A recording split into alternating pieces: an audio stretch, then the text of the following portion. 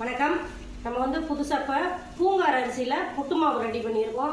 அவ்வளோ சாஃப்டாக சூப்பராக இருக்குது. இதுக்கு ஸ்டிக்கர் அடிக்க கொடுத்துருக்கோம், இன்னும் வரல. அதுக்குள்ளே நாங்கள் வீட்டில் செஞ்சு பார்த்துருவோம் அப்படின்ட்டு செஞ்சோம். நம்ம ஏற்கனவே கம்பு ராகி இதிலெல்லாம் புட்டு செஞ்சு வீடியோ போட்டிருக்கோம். இந்த பூங்கார் அரிசி புட்டு அவ்வளோ சாஃப்டாக சூப்பராக இருக்குது. சாதாரணமாக வெறும் அரிசியில் செய்யாமல் இந்த அரிசியில் அந்த நல்ல ரெட் ரைஸ் இது சூப்பராக இருக்குங்க. பாருங்கள் எவ்வளோ சாஃப்டாக புட்டு அப்படி பஞ்சு மாதிரி இருக்குது.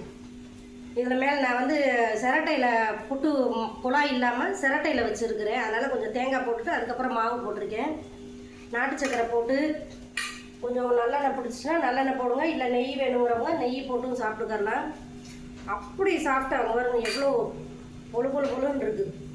இதை செஞ்சு பார்த்து நீங்கள் சாப்பிட்டுங்க. உங்களுக்கு இந்த அரிசி கிடச்சுன்னா, இல்லாட்டி நம்மக்கிட்டையும் புட்டு மாவு இருக்குது, வாங்கிக்கோங்க. எப்படி இருக்குதுன்னு டேஸ்ட் பண்ணி பார்த்துறேன்.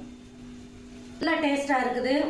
இந்த பூங்கார் அரிசியோட இன்னொரு பெனிஃபிட்டுமே யூட்ரஸ் லேடிஸ்க்கு வந்து யூட்ரஸ் ப்ராப்ளத்துக்கெல்லாம் இந்த பூங்கார் அரிசி ரொம்ப நல்லது. நம்ம ஏற்கனவே உளுந்தங்களிலையும் இந்த பூங்கார் அரிசி தான் கலந்துருக்கிறதா ஒரு வீடியோ போட்டேன், அதையும் செக் பண்ணி பாருங்கள் பார்க்காதவங்க.